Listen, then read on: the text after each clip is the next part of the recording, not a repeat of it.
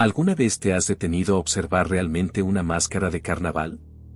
No hablo de las coloridas plumas de plástico que venden en las tiendas de disfraces, ni de la purpurina brillante que inunda las calles de Río o Tenerife. Hablo de las máscaras antiguas. Esas que tienen una sonrisa congelada, rígida, eterna. Esas que, cuando las miras fijamente durante demasiado tiempo, parecen cambiar de expresión. El carnaval, tal y como lo conocemos hoy, es una versión edulcorada, higienizada y comercial de algo mucho más antiguo, mucho más visceral y, sobre todo, mucho más peligroso. Hoy celebramos la alegría, pero nuestros antepasados celebraban el miedo. Hoy buscamos diversión, pero ellos buscaban supervivencia. Bienvenidos a El lado que nadie mira. Hoy vamos a arrancar el disfraz a la fiesta más popular del mundo para descubrir que, debajo de las risas, se esconde una mueca de terror. Vamos a descender a los orígenes sangrientos, a la simbología satánica oculta a plena vista y a las leyendas que nos recuerdan que, durante unos días al año, las puertas del infierno se dejan entreabiertas. Porque el carnaval no es una fiesta. Es un ritual. Y todo ritual exige un sacrificio. Capítulo 1. La carne y el caos, los orígenes sangrientos. Para entender la oscuridad del carnaval, debemos viajar atrás en el tiempo, mucho antes de que el cristianismo intentara poner orden en el calendario.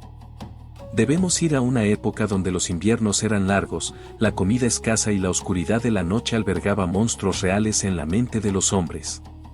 La palabra carnaval suele asociarse con la expresión latina carni levare, abandonar la carne, refiriéndose a la prohibición de comer carne durante la cuaresma cristiana. Pero existe otra etimología, una más inquietante que resuena con los antiguos cultos, carrus navalis, el carro naval. En la antigua Babilonia y luego en Grecia, se realizaban procesiones donde un barco con ruedas desfilaba por las calles. ¿Y quién iba en ese barco? El dios Dioniso, o Baco para los romanos. El dios del vino, sí, pero también el dios de la locura, el frenesí y el desmembramiento. Las fiestas dionisíacas no eran desfiles ordenados. Eran explosiones de histeria colectiva. Las mujeres, conocidas como ménades, entraban en trances violentos inducidos por intoxicantes y danzas rítmicas. Se decía que, poseídas por el dios, eran capaces de despedazar animales vivos con sus propias manos y comer su carne cruda. Este es el verdadero espíritu del carnaval, la pérdida total de la humanidad para abrazar a la bestia interior. Pero si queremos hablar de caos social, debemos mirar a Roma y sus famosas Saturnales. Celebradas en honor a Saturno, el dios que devoraba a sus propios hijos, estas fiestas eran la inversión total del orden. Durante una semana, las leyes romanas quedaban en suspenso. Piénsalo bien, las leyes quedaban en suspenso. El robo, la injuria y la violencia quedaban a menudo impunes. Los esclavos vestían las ropas de sus amos y les daban órdenes. Se comía hasta vomitar y se bebía hasta perder el conocimiento. Pero el detalle más macabro era la elección del rey de las Saturnales. Este rey, elegido a menudo entre los soldados o los esclavos más bajos, era tratado como un monarca absoluto durante los días de fiesta. Podía pedir cualquier cosa, tener a cualquier mujer u hombre, comer cualquier manjar. Era la encarnación del desenfreno. Pero cuando la fiesta terminaba, la realidad cobraba su precio. Según antropólogos como James Fraser en La Rama Dorada, en las versiones más antiguas y oscuras de este rito, el rey de las Saturnales no volvía a su vida normal. Al final del festival, debía morir. Su sangre era necesaria para restaurar el orden, para sellar de nuevo la caja de Pandora que se había abierto. Se le degollaba en el altar de Saturno como pago por los días de caos. El carnaval, en su origen, era un contrato con la muerte, vive como un dios por unos días, a cambio de tu vida. Más terroríficas aún eran las Lupercales, celebradas en febrero. Los sacerdotes lupercos se reunían en una cueva oscura donde se creía que la loba había amamantado a Rómulo y Remo. Allí sacrificaban cabras y un perro. Luego, 2 jóvenes de familias nobles eran llevados al altar. Se les tocaba la frente con el cuchillo ensangrentado y luego se limpiaba la sangre con lana mojada en leche. En ese momento, los jóvenes debían soltar una carcajada ritual. Una risa forzada ante la muerte. Después, cortaban las pieles de las cabras en tiras, llamadas febroa, de donde viene febrero, el mes de la purificación, y salían corriendo desnudos o semidesnudos por las calles de Roma, golpeando con esos látigos de piel sangrienta a quien se cruzara. Las mujeres se ofrecían a ser golpeadas creyendo que eso las haría fértiles. Imagina la escena, hombres cubiertos de sangre y grasa, corriendo como animales, azotando a la multitud entre gritos y risas histéricas. No era una fiesta, era un exorcismo violento a nivel de ciudad. Capítulo 2. La máscara como posesión, psicología y ocultismo. Avancemos en el tiempo. La Iglesia intenta controlar estas fiestas, pero no puede. La necesidad humana de caos es demasiado fuerte. Así que nace el carnaval medieval y renacentista, y con él, el elemento más icónico y siniestro, la máscara. Hoy en día te pones una máscara para ocultar quién eres. Pero en la antigüedad, te ponías una máscara para convertirte en otra cosa. Es un concepto de magia simpática y chamanismo. Al cubrir tu rostro humano, renuncias a tu alma y permites que el espíritu que representa la máscara entre en ti. En las tradiciones alpinas y de la Europa profunda, las máscaras de madera tallada son grotescas, con dientes deformes, cuernos retorcidos y ojos desorbitados. Los artesanos que las tallaban decían que no inventaban las caras, sino que liberaban a los demonios que vivían dentro de la madera. Al ponerse una de estas máscaras, el portador sentía un cambio físico. Su voz cambiaba, sus movimientos se volvían espasmódicos.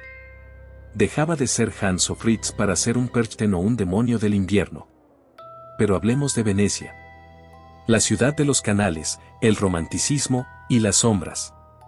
El carnaval de Venecia es famoso por su elegancia, pero esa elegancia esconde una podredumbre moral absoluta. La máscara más famosa, la bauta, esa máscara blanca, rígida, con una mandíbula cuadrada y prominente que permite comer y beber sin quitársela, tenía un propósito oscuro. Su diseño alteraba la voz del portador, haciéndola sonar metálica y hueca. El objetivo era el anonimato total. Durante el carnaval de Venecia, que podía durar meses, la ciudad se convertía en un laberinto de vicios sin consecuencias. Con la cara cubierta, la nobleza se mezclaba con el pueblo bajo. Se cometían asesinatos políticos a plena luz del día, apuñalamientos en callejones oscuros que nunca se investigaban porque fue una máscara. Los conventos eran infiltrados por libertinos disfrazados. El incesto, el adulterio y los juegos de azar amañados eran la norma. La máscara eliminaba la vergüenza y, con ella, la conciencia. Psicológicamente, esto se conoce como desindividuación. Cuando estás en una masa y tu rostro está oculto, tus frenos morales desaparecen. Eres capaz de una crueldad que jamás cometerías con la cara descubierta. El carnaval crea una psicosis temporal permitida. ¿Cuántos crímenes sin resolver se esconden en la historia bajo el confeti y las serpentinas? ¿Cuántas venganzas se ejecutaron fríamente mientras la música sonaba a todo volumen? La respuesta es aterradora. Existe una leyenda veneciana sobre una máscara llamada el Doctor de la Peste. Ya la conocen, el pico largo como de ave, las gafas negras. Originalmente era un traje médico, una protección inútil contra la muerte negra. Pero en el carnaval, se convirtió en un recordatorio constante de que la muerte camina entre nosotros. Se dice que, en las noches de niebla espesa en Venecia, si te encuentras con un doctor de la peste que no camina, sino que parece flotar, no debes mirarlo a los lentes. Porque detrás de esas gafas negras no hay ojos humanos, sino el vacío absoluto de la plaga misma, buscando un nuevo huésped para llevarse al infierno. Capítulo 3. El bestiario del infierno, leyendas y criaturas. El carnaval ha dado a luz a su propio bestiario.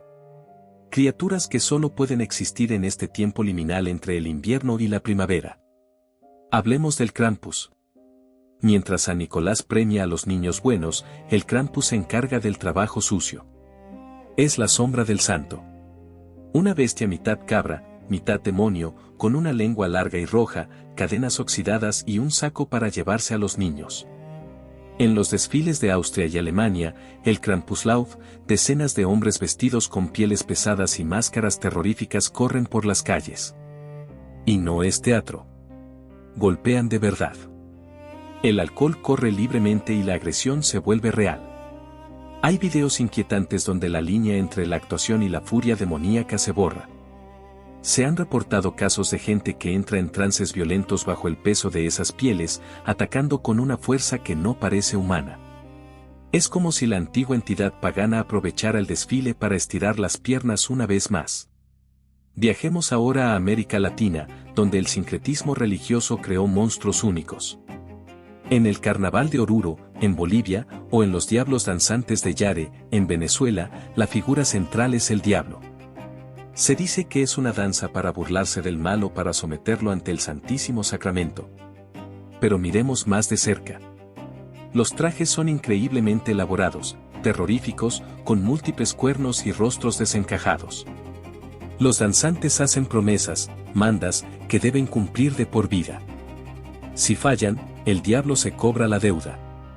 Hay historias en los pueblos de los Andes sobre danzantes que, en medio del frenesí de la música y la altura, empiezan a hablar en lenguas desconocidas.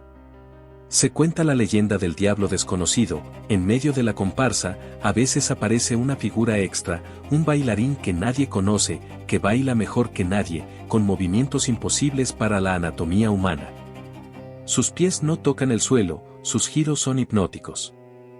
Al final de la noche, cuando los bailarines se quitan las máscaras exhaustos, se dan cuenta de que el extraño ha desaparecido, dejando un olor a azufre y tierra quemada.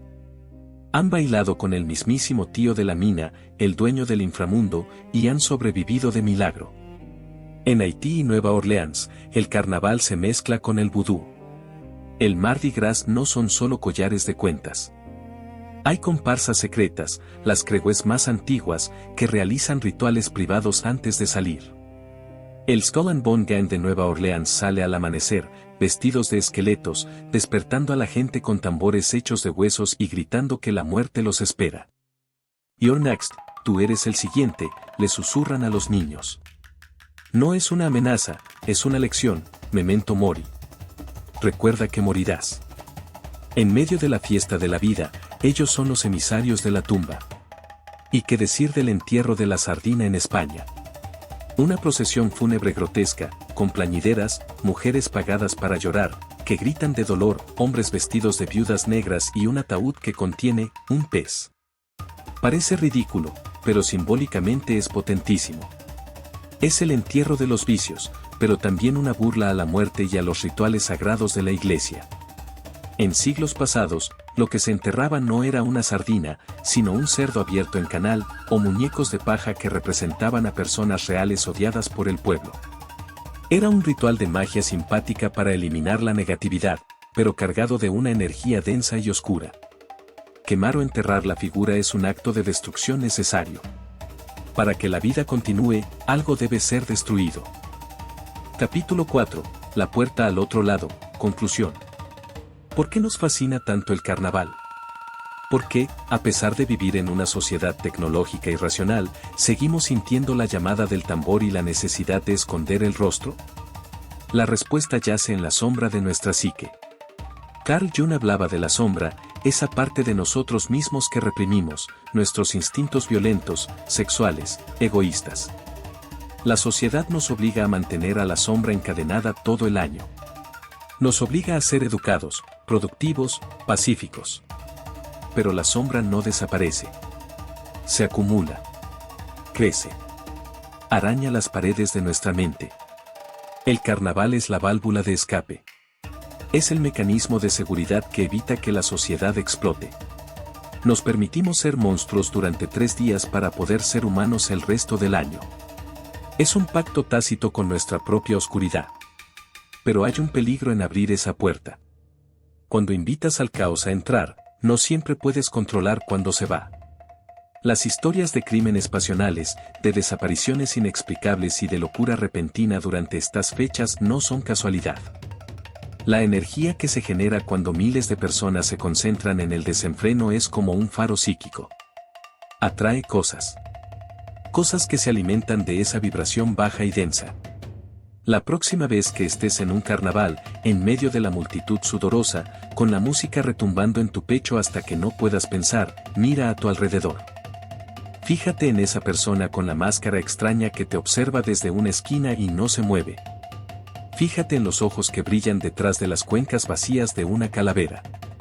Pregúntate si la risa que escuchas es de alegría o de histeria. El carnaval es el espejo oscuro de la humanidad. Y como decía Nietzsche, si miras fijamente al abismo, el abismo te devuelve la mirada. En carnaval, el abismo no solo nos mira. Nos invita a bailar. Nos tiende la mano y nos pregunta si estamos listos para olvidar quiénes somos. Así que disfruta de la fiesta. Baila, bebe, ríe. Pero ten cuidado con la máscara que eliges. Asegúrate de que, cuando termine la música y se apaguen las luces, puedas quitártela. Porque a veces, solo a veces, la máscara se adhiere a la piel. Y lo que hay debajo ya no eres tú.